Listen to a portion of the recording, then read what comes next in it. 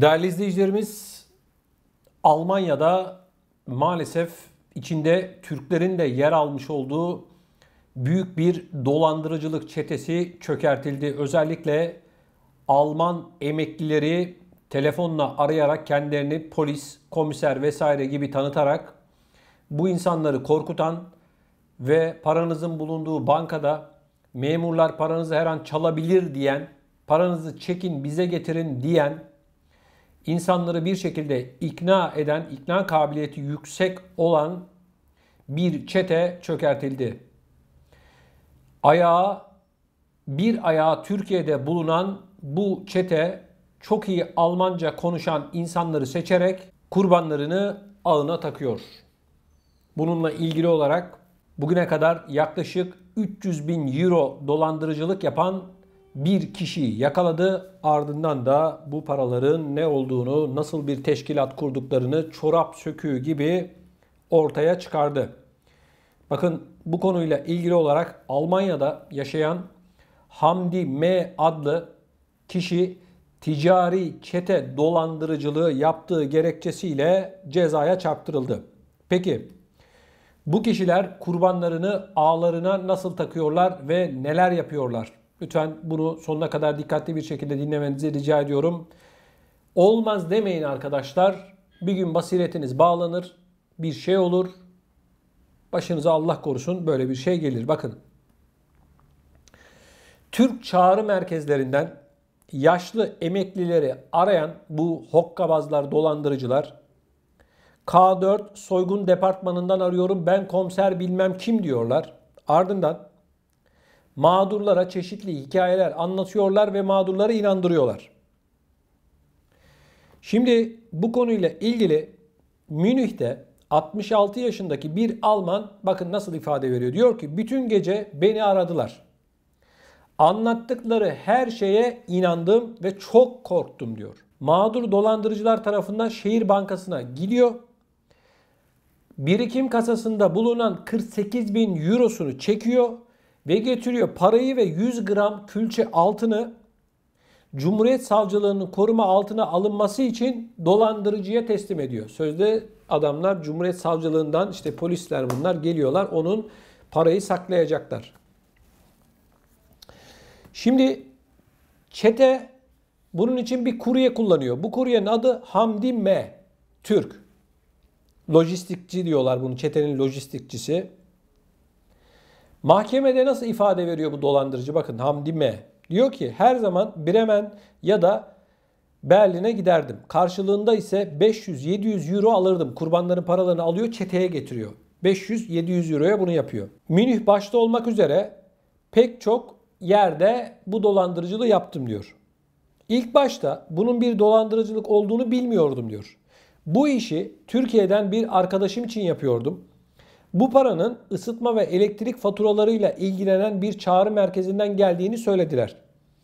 Olayın aslını öğrendikten sonra devam etmek zorunda kaldım diyor. Çünkü paraya ihtiyacım vardı. Bak dolandırıcıya bak, hokkabaza bak, bak alçağa bak. İnsanları dolandırdığını açık bir şekilde ifade ediyor ve paraya ihtiyacım vardı diyor. Peki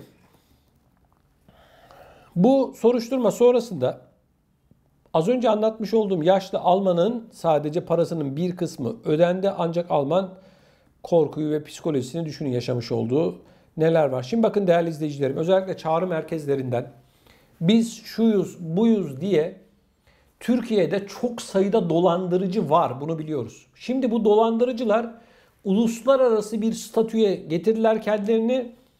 Çok iyi Almanca bilen, Almanya'da yetişmiş olan insanlara çağrı merkezi adı altında bir yere topluyorlar ve bunlara dolandırıcılık yaptırıyorlar arkadaşlar. Telefonla insanları ikna edip paralarını birilerine verdiriyorlar. İşte anlatmış olduğum olay da aynen bu. Aman sizsiz olur. Yok biz savcılıktan arıyoruz, yok şuradan arıyoruz, buradan arıyoruz diye. Sakın ola ki ne paranızı ne de başka bir değerli eşyanızı falan verin arkadaşlar. Hiçbir savcı, hiçbir polis size gidip bankadan paranı çek bana getir demez. Senin hakkında bir şey varsa bankaya gider el koyar. Bu kadar basit. Seninle bir işi yok. Hiç kimse size telefon açıp aman şuraya şu kadar para gönder. Ne polis, ne savcı, ne de resmi bir görevli bize şu kadar şuraya, şu adrese, şu banka hesap numarasına para gönder der. Böyle bir şey yok. Dünyanın hiçbir yerinde yok arkadaşlar. Size bir mektup gelir. Resmi ise gidersiniz resmi kuruma, vergi dairesi ise vergi dairesi, savcılıksa savcılık, gidersiniz oraya.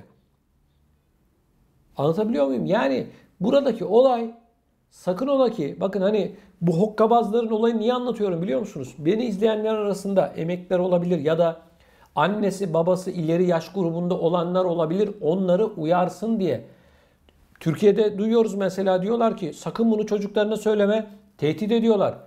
O yaşlı insanlar da korkuyorlar. Acaba çocuklarımın başına bir şey mi gelecek de elinde avucunda ne varsa gidiyorlar bu insanlara veriyorlar. Bakın Türkiye'de çok çok ünlü, parası olan insanları bile dolandırdılar bunlar. Bunlar aslında aynı çete. Aynı çete. Bakın bu olaylarla ilgili olarak Türkiye'de medyada yer aldı. Bunlar insanlara telefon açıyorlar. Diyorlar ki hangi bankada hesabım var şu, hangi bankadan kartlarım var, bankamatik kartların şu, git diyor. Şu bankaya git. İşlemi yapana kadar telefonu kapatmıyorlar. Diyorlar ki şu IBAN'a gönder, şuna gönder, buna gönder diye işlemleri yaptırıyorlar, paraları alıyorlar. Bununla ilgili bir çete Şanlıurfa'da, bir köy arkadaşlar, bir köy dolandırıcılık yaptığı ortaya çıktı. Bu dolandırıcılar arkadaşlar yakalandılar ama bitmiyorlar. Bakın o kadar çok işi büyütmüşler ki ta Almanya'ya kadar bu dolandırıcılar var. Bunu söylerken, bu örneği verirken sakın Şanlıurfalılar yanlış anlamasın beni. Yani ben olan olayı anlatıyorum size. Böyle bir şey var arkadaşlar. Çok çok dikkatli olun. Özellikle Avrupa'da bulunan pek çok vatandaşımızın ne kadar dürüst olduğunu ben biliyorum. Ne kadar anlatılanlara inandığını biliyorum. İyisi de var, kötüsü de var. Ama bu insanların o ince noktalarını biliyorlar bu alçaklar. Telefon açıyorlar, korkutuyorlar. Hele hele Almanlar, tamam bizi Türkler yine artık bu videoyu izleyenler inanmaz buna. Ona inanıyorum. Sizden ricam şu, aynı zamanda bu videoyu paylaşın, birilerine de gönderin. Çevrenizde olabilir, yaşlılar olabilir ya da çok çok iyi niyetli insanlar olabilir. Telefon gelse her şeyini verebilecek noktada olan insanlar olabilir. Ya öyle şey olur mu demeyin. Var arkadaşlar, böyle insanlar var. Sizden rica ediyorum, lütfen videoyu gönderin. Her kim sizi telefonla arayıp para isteyip yok çocuklarınızın başına şu falan, direkt yapacağınız polise başvurmak, savcılığa, yani adli makamlara başvurmak. Bunun haricinde sakın ola ki cebinizdeki parayı, altınınızı, yok bilmem neyinizi sakın ola ki vermeyin arkadaşlar. Bu insanlar dolandırıcı, işte yakalanmış bak. Dolandırıcı hokkabaza bak ne diyor? Diyor ki ben diyor her gelişimde 500-700 euro para alırdım diyor. Kardeşim sen bu işi öğrenene kadar neredeydin? Madem insansın sen, insanlıktan nasibini almamışsın, ama niye gidip polise şikayet etmiyorsun bu olayı öğrendikten sonra, senin kurye olarak kullanıldığını gördükten sonra? Niye? Paraya ihtiyacın vardı. Senin olan paraya olan ihtiyacın dolandırıcılıkla mı gidereceksin? Bak insanların yıllardır biriktirdiği, harcamadıkları, hayatlarını bağladıkları bu paraları siz çaldınız, yediniz, alçaklar. Alçaklar. Aman siz olun. Paranıza sahip çıkın. Sakın ola ki kimseye gidip elinizde bu paraları falan teslim etmeyin arkadaşlar. Söyleyin mutlaka, çevrenizde bulunan insanlara uyarın. Uyarın.